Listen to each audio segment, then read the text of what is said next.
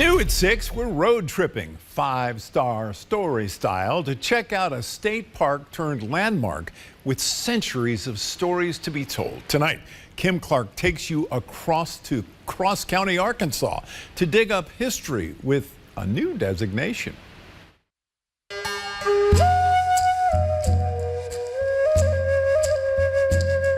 Some places are layered in history, like Parkin Archeological State Park along the St. Francis River. The history lessons come from above as well as below ground. We had one tree fall down and roughly 12,000 artifacts came out of that root ball. So the moat that's still there. Park Superintendent Nathan Odom and I trekked along this 3/4-mile paved walking trail for a trip back in time. Coming up on the Chieftain's Mound.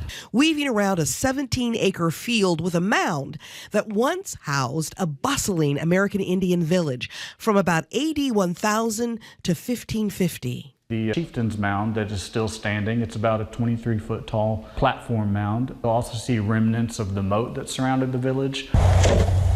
Even better!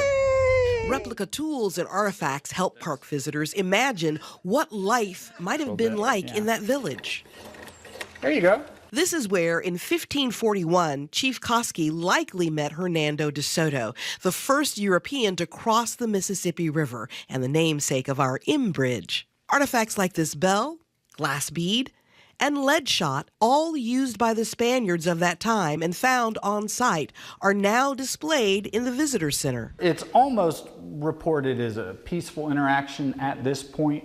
Koski met him with a group of people and gifts to meet with De Soto as they were coming in, and he offered to have them stay in the village. Visitors can also get a feel for what life was like for those Spanish explorers. I can't even lift it.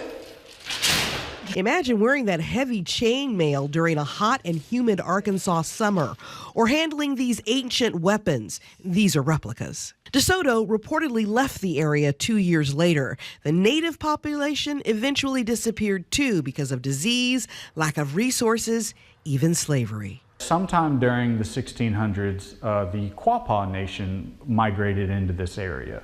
And then in the late 1600s, the French explorers started coming into Arkansas and encountering the Quapaw and other of the modern tribes. That Aboriginal past is the reason why reps with Arkansas State Parks and the Arkansas Archaeological Survey designated the Parkin site as a state landmark this past March, giving enhanced protection to scientific studies on these ancient acres. The land sat abandoned for nearly 300 years before the Northern Ohio Cooperage and Lumber Company set up a sawmill on the southern end of the field in the 1900s. And they built a worker town for all their employees. They built a town, and that was directly on top of the site. North of the village and mound sits a one-room schoolhouse renovated to its original form in 2006. And the only thing left of the sawmill is this one-room schoolhouse, right? Yes. We have a one-room schoolhouse. It's the Northern Ohio School, because the sawmill's the one that built the school. And it has its own story. It was from 1910 to 1948. It was operated as the African-American schoolhouse for this area. The lumber company shut down in 1946, and the area that once housed sawmill workers became a modern community known as Sawdust Hill, or The Hill. In 1967, the area was designated a state park. Today, the visitor center includes a research station where artifacts from on-site excavations are analyzed by station archaeologist Dr. Robert Scott. What we really like to find was like the decorated stuff. And so, this kind of really distinctive handle. This would have been, a jar. There's also opportunity for amateur archaeologists. We started doing a public training program that is still going on. We do it for 2 weeks in June, where people that want to learn about archaeology and help us do archaeology can take a series of seminars just learning basic excavation and then lab analysis. Or perhaps you prefer a two-dimensional way of piecing together history.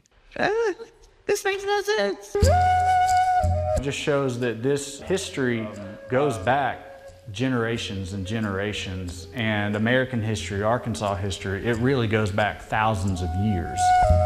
In Parkin, Arkansas, Kim Clark, Action News 5. Parkin Archeological State Park has lots of summer activities planned for kids and adults alike. Kim posted a link for all the details with this story at actionnews5.com.